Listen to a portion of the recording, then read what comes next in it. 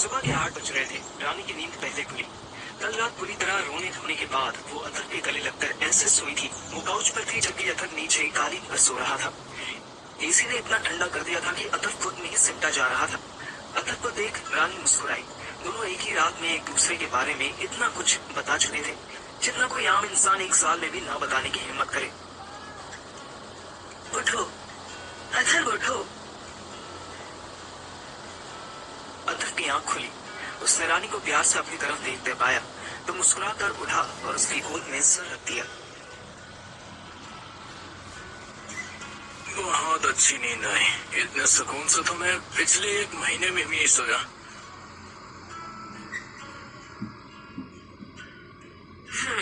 होता है। मैं भी बहुत वक्त बाद ऐसे बेसुध सोई थी। तुम उठो, फ्रेश हो जाओ, मैं चाय ले आती हूँ। नहीं नहीं, मुझे निकलना होगा वरना वो खड़ूस मामा मुझे सुबह से गाली देना शुरू कर देगा। अरे तुम उनकी फिक्र ना करो, जाओ फ्रेश हो जाओ। पर आपके सर्वेंट्स भी तो आते होंगे ना, उनके सामने। अभी समय है, 10 बजे से पहले कोई नहीं आता। अपना नाश्ता हम खुद ही बनाते हैं।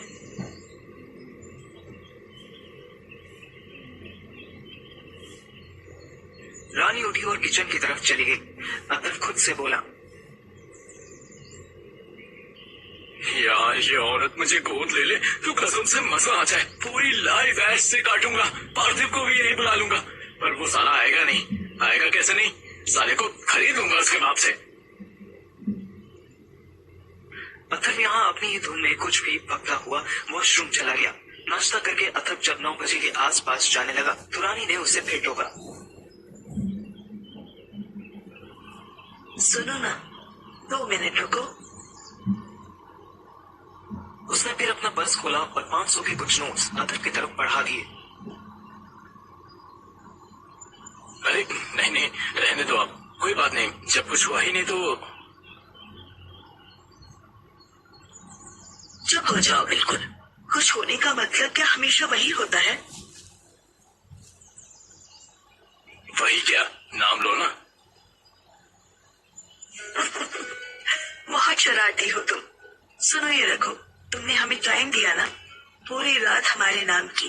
इसका एहसान तो हम कभी नहीं चुका सकते, लेकिन तुम्हारे किसी काम आ रहे हैं, यही बड़ी बात है। लो। ये कितने हैं? ये 20 है। मोनू ने बताया था कि तुम पूरी रात साथ रहने के 3000 मांगते हो, तो समझ लो अगली 6 रातों के एडवांस दे रहे हैं हम। अथर्व मन ही मन भांगड़ा करने लगा और हिसाब लगाने लगा कि 3000 अगर एक नाइट का हुआ तो 6 नाइट का कितना होगा। 6 नाइट्स का 20,000 होगा क्या? मैथ्स बहुत स्ट्रांग है तुम्हारी। वैसे तो 18 होगा, पर 2000 तुम्हारे लिए, खुशी से। पहली बार कोई बच्चा घर आता है तो उसको शगुन देते हैं ना। फिर तो 2100 देने चाहिए थे।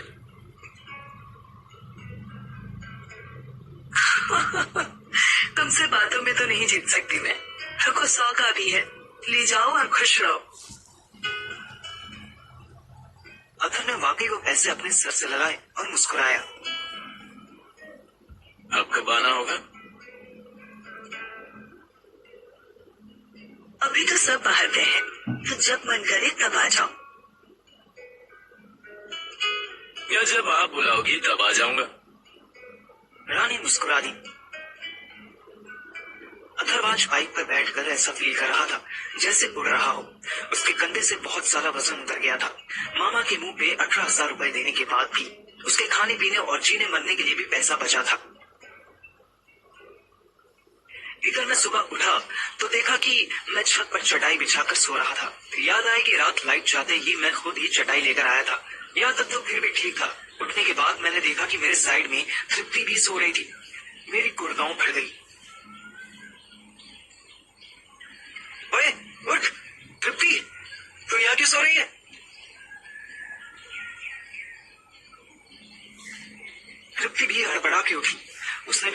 देखा और बीती रात याद करने लगी। सॉरी यार, तुम्हें हेड मसाज देते देते मुझे भी नींद आ गई थी। मैंने टाइम देखा, 5:30 बज चुके थे। मेरा बाप उठने वाला था। छोड़ वो सब, अभी तो जा अपनी छत पे भाग यहाँ से।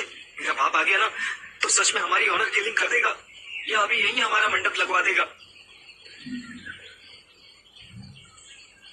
ओह गॉड, मंडप लग गया तो सुहानी मुझे मार डालेगी। एग्जैक्टली, अब जाए यहाँ से। तृप्ति चलते चलते अपने टी शर्ट और बाल ठीक करके छत कूदने के लिए उठी ही थी कि कंफ्यूज हो गई। एक मिनट, मैं तो अपनी ही छत पे हूँ। तुम्हें जाना पड़ेगा यहाँ से। जाओ जल्दी, मेरी मम्मी आ गई तो। मैं पूरी बात सुनने के लिए वहां रुका ही नहीं। बाउंड्री फाड़ने के बाद मैंने ध्यान दिया कि मेरे पैजामे का नाड़ा खुला हुआ था। ये कब खुला? मुझे बीती रात में बहुत डाउट हो रहा था, पर अभी ये सब क्वेश्चन करने का टाइम नहीं था। मैं जल्दी से अपने रूम में पहुंचा तो पता चला बाप अभी तक जागा नहीं था। मैं फिर सो गया। रात ऐसा क्या कर दिया कि आज जिम नहीं जाना?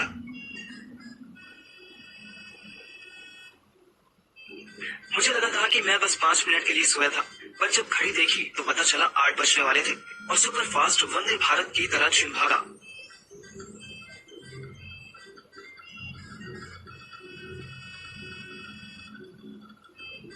आज जिम करना मेरे लिए सबसे मुश्किल काम था, क्योंकि बार बार पिछली रात याद आ रही थी। खाना खाने के बाद तृप्ति प्लेट लेकर चली गई और मैं भी चुपचाप नीचे चला आया। 2 मिनट बाद ही लाइट चली गई। मैं सीधा सादा बच्चा, मैंने सोचा कि चटाई लेकर छत पर ही सो जाता हूँ। छत पर आया तो देखा तृप्ति भी दोबारा छत पर आ चुकी थी। हम फिर बकबक करने लगे, पर इस बार हमने बाउंड्री बाहर खड़े होकर बकबक करने के बजाय चटाई पर लेटकर बकचोदी शुरू कर दी। फिर पता नहीं कब तृप्ति मेरा सर सहलाने लगी और फिर पता नहीं कब मैं सो गया। Hello everyone, attention please. मेरे साथ साथ बाकी बॉडी बिल्डर्स भी डॉली की तरफ देखने लगे।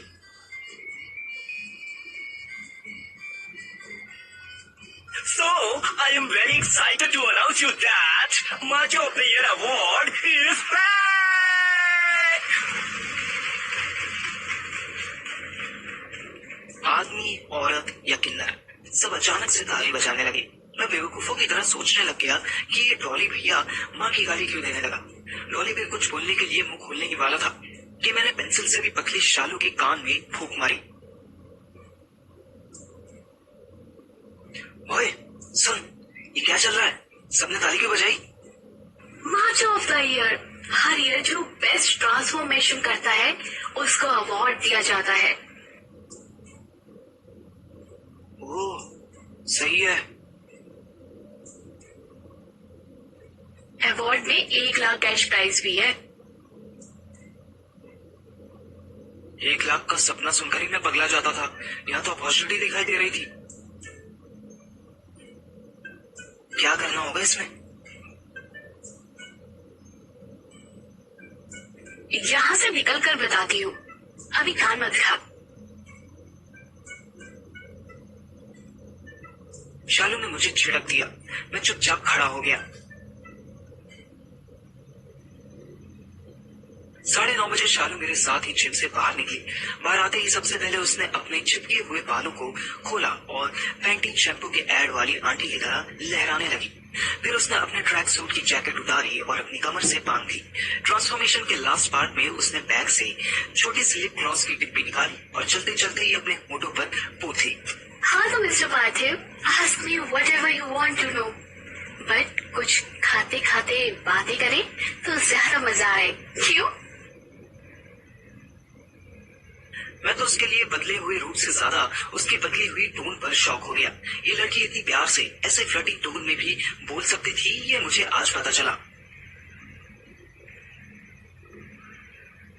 तो इंसानों की तरह भी बोल सकती है, सीरियसली?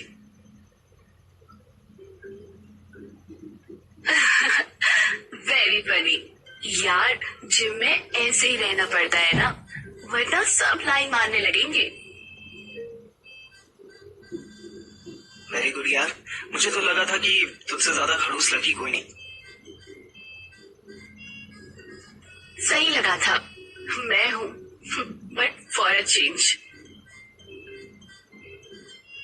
अच्छा, अगर अब मैं तुझ पर लाइन मारने लगा तो? शट अप यार, अपना मुंह देख जाके पहले। एटलीस्ट पिचका हुआ तो नहीं है? फक ऑफ, मैं जा रही हूँ। अच्छा रुक रुक रुक, चलना कुछ खाते हैं। हम मिक्स फ्रूट्स की तीसरी प्लेट खाते खाते बात करने लगे। देख, ये बहुत टफ कंपटीशन है। एक मंथ में आपको अपनी बॉडी ट्रांसफॉर्म करनी होती है। जैसे मैं इस टाइम स्लिम हूँ, तो मैं बिना किसी सप्लीमेंट के मसल्स गेन कर लूँ, माचो लुक ले लूँ, तो मुझे ये प्राइज मिल जाएगा। ओह, मतलब मुझे अपनी शेप सुधारनी होगी? फूल स्टूपिड, सुधारनी नहीं बनानी होगी। You are not a shape, not at all. जब आया था तो बिल्कुल गंदा था, अब बस थोड़ा ह्यूमन लुक आ गया है। That's it. शालू अपने जिम वाले मोड में बेइज्जती मार रही थी, पर मुझे ये चैलेंज अच्छा लग रहा था। अगर मैंने वाकई कोई ट्रांसफॉर्मेशन कर लिया तो प्राइज जीतने के चांस हो जाएंगे, और नहीं किया तो कम से कम बॉडी तो बेटर होगी ही। मैं माजू पार्थिव कहलाऊंगा, मेरा बाप भी खुश होगा। एक मिनट, मुझे अपने बाप की खुशी की कब से परवाह हो गई। मैंने ये न्यूज सुहानी और तृप्ति दोनों को बता दी कि अब से लेकर नेक्स्ट मंथ यानी 15 जून तक मैं अपने आप को सुपर कमांडो ध्रुव बनाने वाला हूँ। मैं बॉडी ट्रांसफॉर्मेशन में कचनी को पीछे छोड़ने वाला हूँ और मैं आर्नोल्ड का मौसाजी बनने वाला हूँ।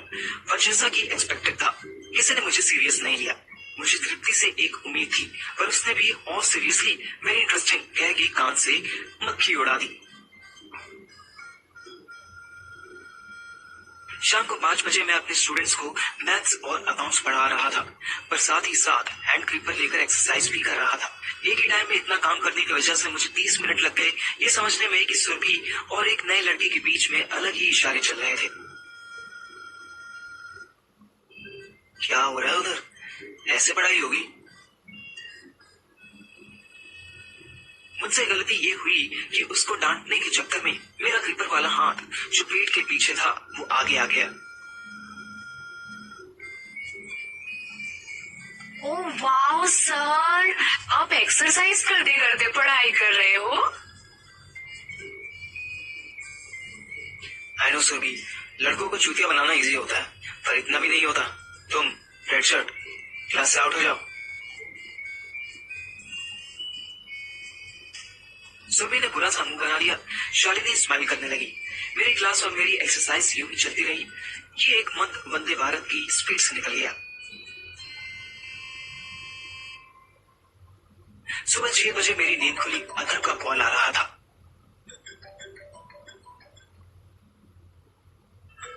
उठ जा मेरे लड्डू गोपाल, मुझे लेने नहीं आएगा?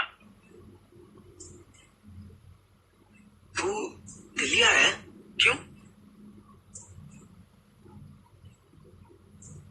साले नीच, भूल गया तू भी भूल गया? मैंने मोबाइल में डेट देखी। आज तो 15 जून थी। मेरे जिम के कंपटीशन के लिए तो ये हरामी नहीं आया होगा।